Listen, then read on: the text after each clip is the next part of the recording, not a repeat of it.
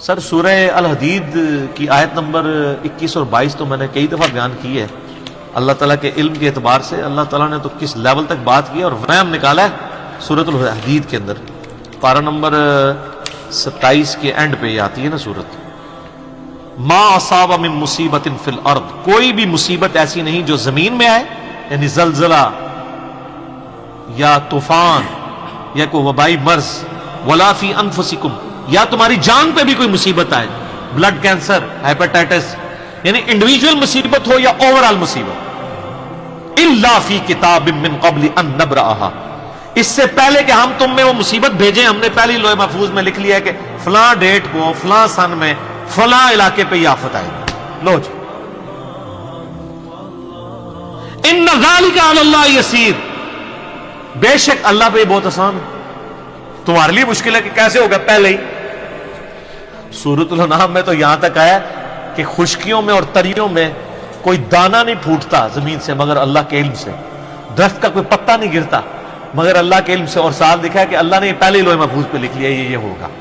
یہ نہیں ہے کہ اللہ نے پابند کیا کہ ایسا ہو، اللہ تعالیٰ نے اپنے علم سے پہلے ہی جانچ لیا ہے کہ ایسا ہی ہوگا.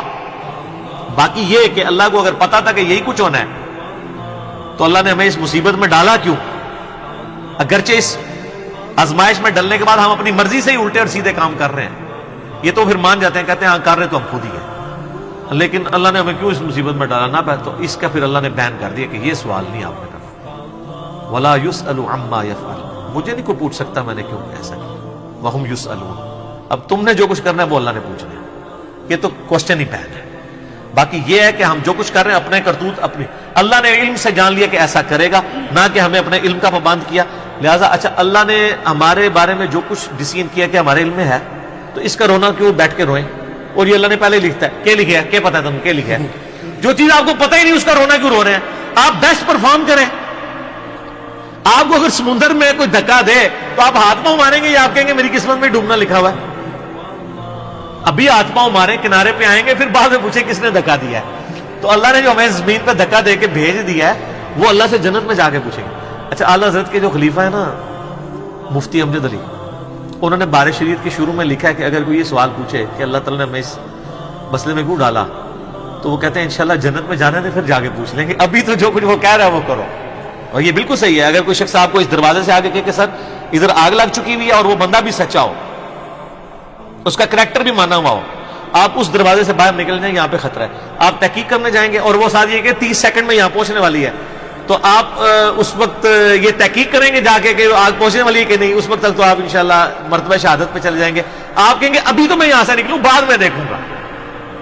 تو سر وقت کا پیغمبر بھی یہی کام کرتا ہے، اس کا کریکٹر منوایا جاتا ہے کہ وہ صادق اور امین ہے، اور وہ پھر آپ کو کہتا ہے کہ سر مرنے کے بعد اللہ کے حضور پیش ہونا ہے، تحقیق بعد میں وہاں جا کے دیکھنا ابھی اس بات کو. اس لیے نبی علیہ السلام فرمایا تھا نا، اگر میں بخاری میں آتا ہے نا، اگر میں تمہیں کہوں کہ اس پہاڑ کے پیچھے سے کوئی فوج تم پہ حملہ آور ہونے لگا، بالکل ان کا پھر میں ہی تمہیں بتا رہا ہوں کہ تمہیں مار کے اپنے رب کے حضور پیش ہونا ہے، تو ماننے سے انکار کر دیا. سر توحید ایسی کڑوی چیز ہے نہ ماننے والوں کے لیے، جو مان لے تو اس سے میٹھی چیز ہی کوئی نہیں. یہ اتنی میٹھی ہے کہ انسان جان دے دیتا ہے اس کے لیے، اس کی مٹھاس سے روگردانی نہیں کر سکتا. اور کڑوی اتنی ہے نہ ماننے والے کے لیے کہ وہ شخص جو 40 سال تک کسی کی آنکھوں کا تارا ہو اور وہ اس معاشرے کا سب سے بہترین آدمی ہو، وہ صرف ایک لا الہ الا اللہ بول دے تو اس کے جانی دشمن بن جاتے ہیں. یہاں بھی لوگ کہتے ہیں نا جناب میٹھی میٹھی باتیں کریں لوگ ساتھ دیں گے. سر میٹھی میٹھی باتوں میں اگر لوگ آپ کا ساتھ دے رہے ہیں تو یہ پھر محمد رسول اللہ کی دعوت نہیں ہے صلی اللہ علیہ وسلم. حضرت نوح علیہ السلام کے اجتماع میں 16 لاکھ بندے اکٹھے نہیں ہوتے تھے. اگر آپ کے اجتماع میں اکٹھے ہو رہے ہیں تو سمجھ لیں کہ نوح علیہ السلام والی دعوت نہیں ہے یہ. نا وہ میرے بارے میں کہتے ہیں اس کو تو وہ مسجد میں امام بھی نہ رکھے. سر بالکل نہ رکھے. سر رسول اللہ صلی اللہ علیہ وسلم بھی دنیا میں تشریف لے آئے اور جس رسول کا آپ کو تعارف کروایا گیا ہے وہ تو جو کوالٹیز آپ کو بتائی گئی وہ تو سب چیزوں سے انکار کریں گے. وہ تو پہلے آگے مزار توڑوائیں گے.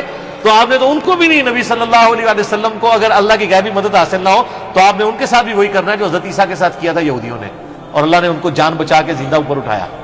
سر یہ بات ہی بہت کڑوی ہے.